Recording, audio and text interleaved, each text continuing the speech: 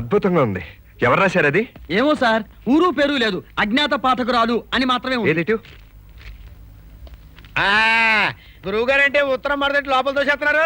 Amber fitting amber fitting అయితే నీకెందుకు, rally fitting అయితే నీకెందుకు? అంతేలే. ముందు మన సంగతి తెలుసు. మన సంగతి ఏంటండి? అదే నువ్వు నాకు ఇవ్వాల్సిన బాకీ.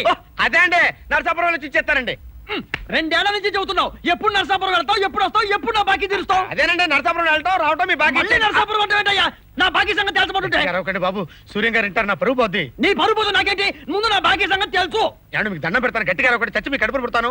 హలో, నేను వేసక్టమీ ఆపరేషన్ చేయించుకున్నాను. నువ్వు చచ్చినా నా కడుపున పుట్టలేవు. ముందు నా డబ్బులు కక్కు. ఏమండి బొంబాయి సినిమా చూసారంటే చాలా బాగుందంటండి. నువ్వు బాకీ తీరిస్తే బొంబాయి కాదు కలకత్తా కూడా చూసొస్తా. కడపలో బాంబు పెట్టి ఆరుగురు లేపేశారండి. అరే, నేను బాకీ అంటుంటే నువ్వు బాంబులు అంటే నాకు అర్థం కాదు. ఈ చొక్కా చాలా బాగుంది, ఎలా ఇచ్చారండి? కొల్చి నేను తూకం వేసి ఇచ్చారనుకున్నానండి.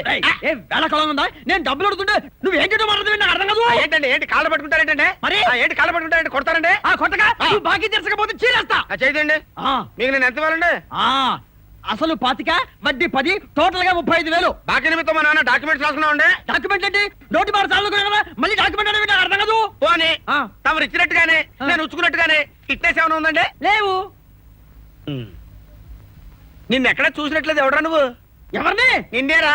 ఎవడరా నువ్వు అంటున్నాను. నేను ఎవరా? అవునరా. Who are you?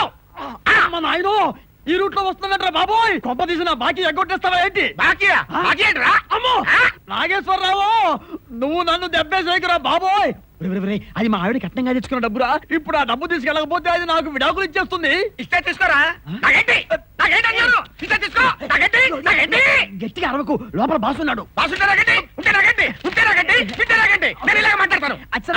Alluda మజాక cinema చూసావా? ఒకసారి కాదురా, దగ్గర సార్లు చూసాను. చూస్తాను గట్టి, చూడబోతాను గట్టి. నీ జుట్టు ఇంకా నల్లగా నిగనిగలాడుతుంది. ఏం వాడతావు?